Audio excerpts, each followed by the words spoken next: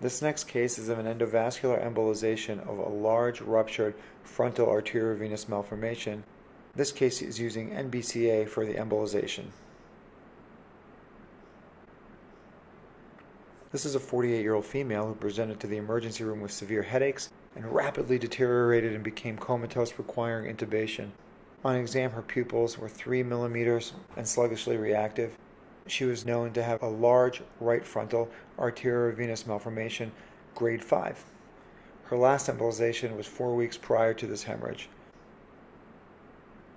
The CT scan is indeed ominous, showing a large intraventricular hemorrhage as well as an intraparenchymal hemorrhage on the right side.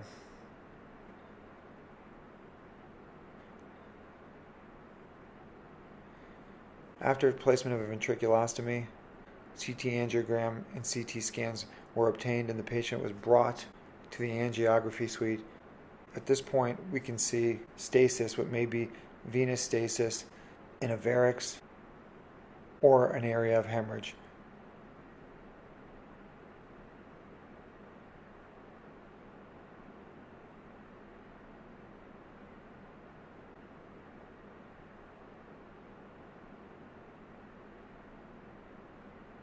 Once again, we see that the microwire is navigated in a loop configuration to avoid perforation as far as possible. The loop is then removed, and careful microwiring techniques are then used to advance the wire distally to the area we believe is hemorrhagic.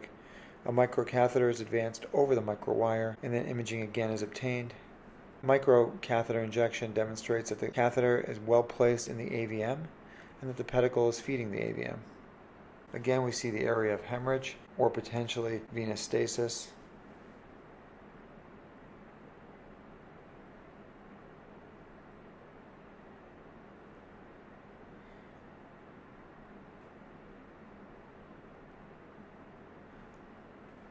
At this point, we're advancing the microwire and microcatheter even further to approach the area we believe is the hemorrhage site.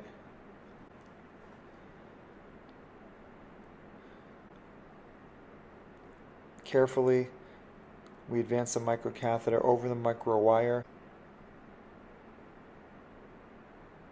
Occasionally, it's worth shutting the flush off to create friction, so as we pull on the wire, the catheter will then advance using a push-pull technique.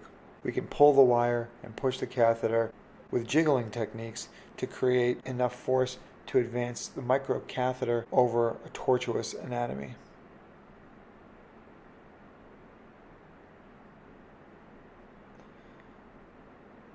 Here we can see that we're relatively distal in a pedicle, but not close to the hemorrhage site.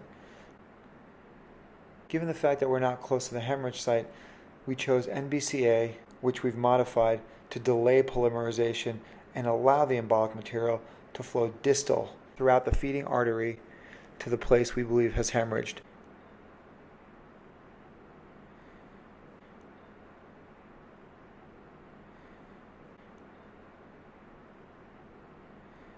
If we were closer to the hemorrhage site, we may have considered onyx, but given the fact that we need a relatively long distance for the embolic material to travel, we modified the NBCA to delay polymerization so it would travel throughout the feeding artery to the area we believe hemorrhaged.